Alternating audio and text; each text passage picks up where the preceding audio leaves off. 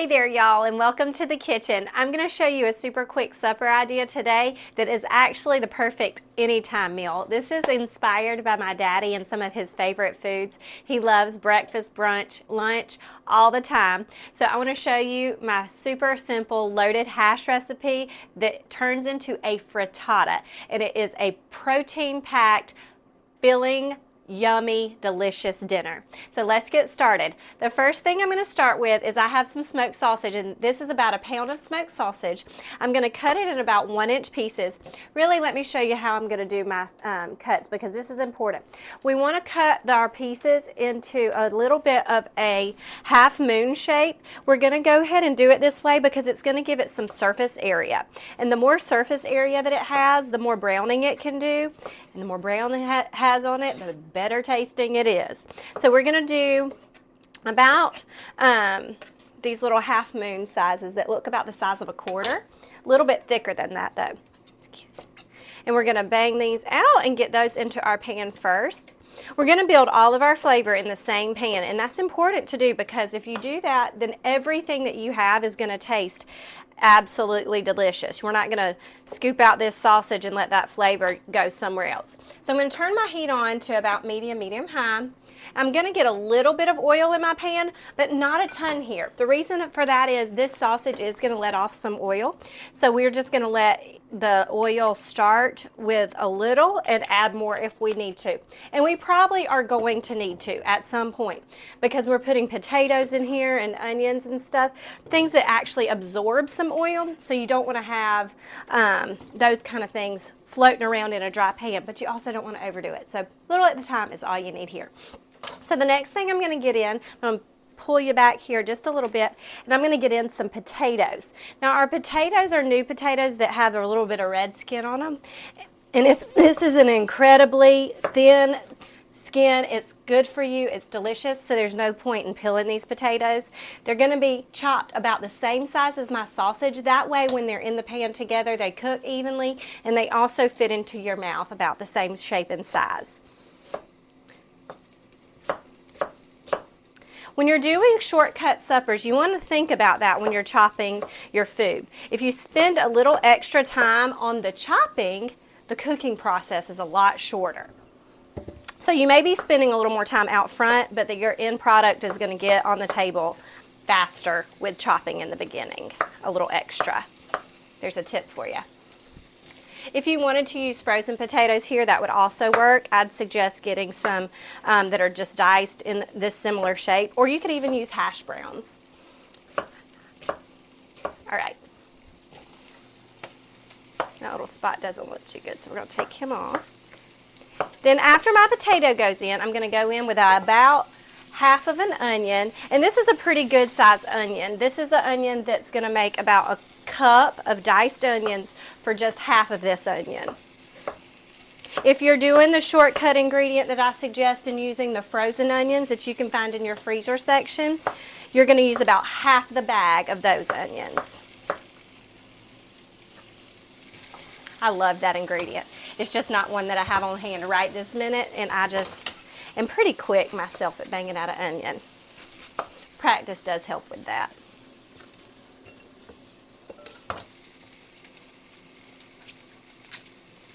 If you take your first layer off of your onion and you see a little bit of not pretty stuff on the second layer, just go ahead and peel the second layer too. No harm there. And if the whole thing's not bad, just a little piece of it, take part of it and leave the rest. See, that doesn't hurt anything to leave that way. Okay, we're going to bang that out. Turn it to the side, curl my fingers under.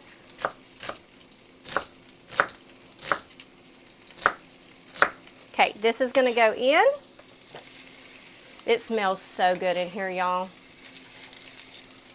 Part of me says breakfast, part of me is like dinner, maybe a steak sandwich with some peppers and onions. That's kind of what it smells like in here. Or a sausage sandwich, I mean. Okay, we're going to stir this around a little. Our sausage has already started to sort of let out some of its grease. Not a ton, but it is starting to render. So there's some extra orange color fat in the bottom of there. That's all those spices that are in the seasoning of the sausage that are going to add flavor to our dish. That's why I love smoked sausage so much. It just adds a ton of flavor without any effort. We are going to get a tiny bit of salt in here. Not a lot, because there's some salt in that, but we have potatoes, and potatoes are just sponges for seasoning, so you do want to salt some. That's about a teaspoon of salt going in right now. A little bit of fresh cracked black pepper. If you're measuring, this would be about a time to do a half teaspoon.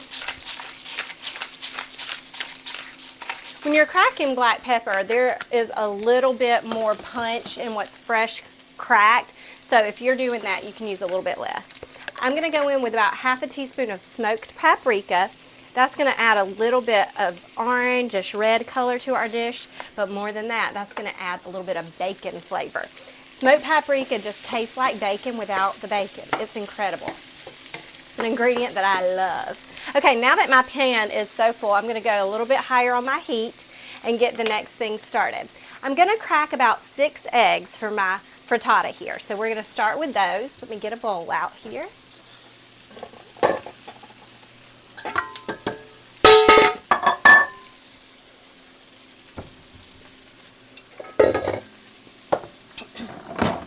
And we're going to go in with 6 eggs, and then I'm going to put a little bit of milk in my eggs. Now typically when I'm doing scrambled eggs, I don't use a ton of milk. If I do, I just use a small splash. But in the preparation of a frittata, you are going to use a little bit more to give that extra fluffy texture and that rise when your eggs come out of the oven. So you're going to go in 6 eggs. Always crack your eggs on the counter and not on the side of your bowl. That way the shell, if you do that, won't get into your bowl and you have a little bit more control over it. If you do actually ever get shell into your bowl, the best way to get it out is to use the side of your broken egg as a cup, because it just goes straight through the egg, cuts straight through it, and scoops that out with no problem. Fun fact, huh? I do have my oven preheated to 375 degrees. This is going to go in after it starts on the stovetop to get nice and caramelized on the top.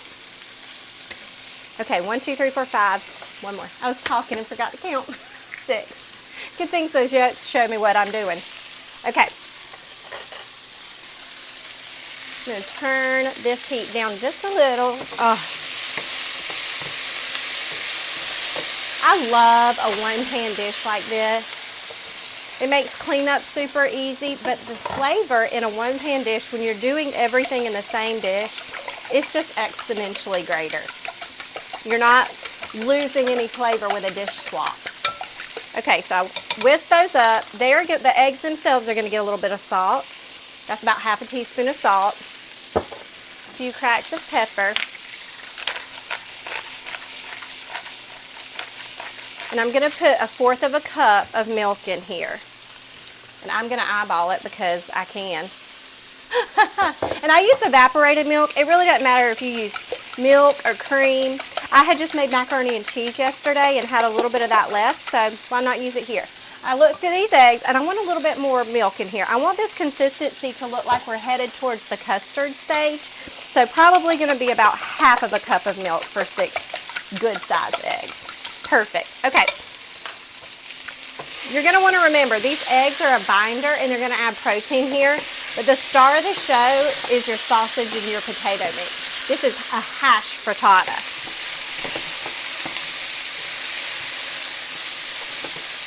Smells amazing.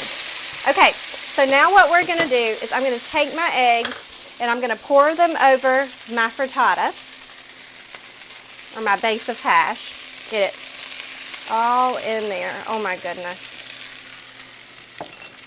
And I'm going to just shake this a little bit so the eggs, the potatoes, the sausage, the onions all get mixed together and all of the eggs seep in all the cracks. That's really what you want. You don't want any part of your pan to not have eggs on the bottom. Okay, yummy, yummy, yummy. I'm going to bring you in and show you what it looks like. I just want you to see this is what your egg mixture should look like. Okay, now we are going to get some cheese out. Let's put you back. There we go. Get some cheese out. I'm going to top this with about 1.5 cups, maybe more like 2 cups once it's all said and done, because this is pretty big of cheese. I'm going to put about 1.5 cups on now. Let it get nice and browned. And then I'll probably get an extra half a cup just for serving. When I'm measuring, I do about a half a cup is a handful. It's another measuring tip when you're doing cheese. Okay. Cup and a half. Everybody just needs to be coated. You don't want to go skimpy on the cheese love. Okay, and then this is a favorite tip of mine, to take every dish that you use a cheese topping for to the next level. In general, when you've put a cheese topping on top of something, don't miss the opportunity to make that a flavor bomb. Treat it like it's the top of garlic bread and season it. So sometimes I put salt and pepper and garlic powder, but in this case I have a garlic and herb blend that's going to be perfect on top of this. So I'm just going to shake that on top of my cheese. And we're going to get this into the oven, and it's going to go for about 15 minutes.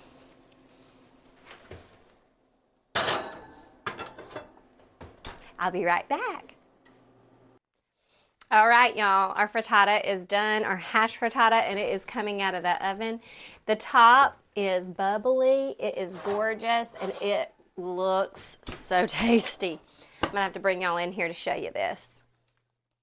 Look at that yummy goodness. Nobody, and I mean nobody, is going to complain about that being breakfast, lunch, or dinner. Okay, so what I want to do, of course I want this to cool for a few minutes, but I'm going to get myself a plate and try to buy a few seconds of time before I put this liquid hot magma in my mouth. Sometimes it's just worth it. Okay, so I want to garnish this with a little bit of cilantro. If you wanted to, you could do green onions, whatever you like. Sometimes if I'm serving this to a crowd just straight to the table, which it makes a beautiful presentation to do this, I like to sprinkle some green onions all over the top and serve cilantro, green onions, some salsa, and some hot sauce with it at the table. So let's just get in here and get a little slice. Oh my gosh. It smells amazing. Goodness, it smells so good. Let's see about the spatula. Okay. My mouth's watering. Frittatas are my love language, or at least one of them in the food world. The potatoes are super tender and fluffy. The sausage smells amazing. That first slice is always the hardest to get out, so there's grace for that. Oh, smells so good. All right, get a little bit more of that. I'm so glad we went in with all that cheese. That crust is to die for. Now, I'm going to garnish mine with a little bit of torn cilantro. Like I said, I love to serve this on the table by itself and just sit it in the middle, sliced kind of like I would slice a pie, with all the different options of what you can do to jazz yours up. But this is just going to go straight into my mouth. Look at that, y'all. Anybody in my house and yours would be happy to get this for breakfast, lunch, or dinner, or any time in between for that matter.